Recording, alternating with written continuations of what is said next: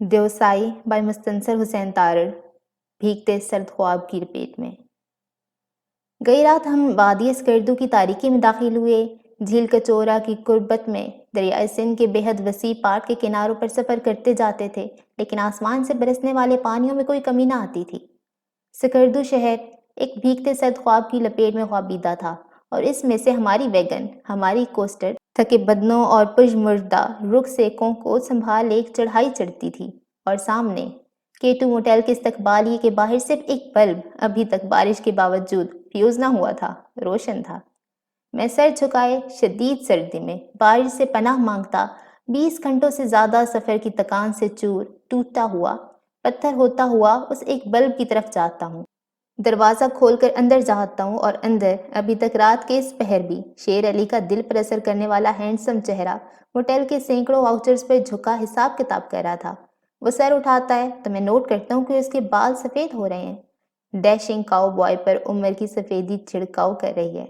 वो इन बालों को संवारता है और यकदम मुझे सामने पाकर ठटक जाता है, काउंटर से बाहर आ जाता है। आपने मुझे अपनी आमद की इत्तला क्यों नहीं दी तारड़ साहब? मोटेल तो बिल्कुल फुल है, लबरेज हो चुका है। यहाँ उन 6 जापानियों के दोस्त और रिश्तेदार आई हुई हैं जो K2 के करीब बर्फानी तूफान की तेज हवा की जद में आकर हलाक हो गए थे, लेकिन आपने अपनी आमद की इत्तला क्यों नहीं की? मैं अभी तक ना पीना था, थिकन से कुछ सुझाई न देता था। कोई गुंजाइश नहीं? अगर आप तन्हा होते, एक तो साथी होते, तो मैं आपके लिए अपना कमरा खाली कर देता, लेकिन आप तो 8 मेंबर हैं। बारिश ना होती तो मैं आपके लिए मोटेल के लॉन में हैमे लगवा देता। अब वो भी मुमकिन नहीं है। तो फिर क्या मुमकिन है शेर अली? नीचे हुंजा टूरिस्ट हाउस में सदाकत होगा, मैं उसे फ़ोन करता हूँ। आज की रात गुजारा कर लें, कल आपके लिए यहाँ कमरे होंगे। हम K2 मोटेल से नीचे उतरते हैं। नीचे हुंजा टूरिस्ट हाउस में तारीकी और नींद का राज है, लेकिन सदाकत एक सच्चे प्रोफेशनल की तरह आंखें मुलता मगर मुस्कुराता बरामद होता है, और मुझे देखकर मजीद होशियार और दोस्त हो जाता है। लेकिन उसकी होशियारी और दोस्ती मेरी कुछ मदद नहीं कर सकती, क्योंकि उसका होटल भी सरासर फुल है। बाहर सर्द पानियों की बारिश थमती न थी, बरसती जाती थी। होटल की टीन की छत पर बंदूक के छर्रों की तरह छेद करने की कोशिश में शोर करती जाती थी।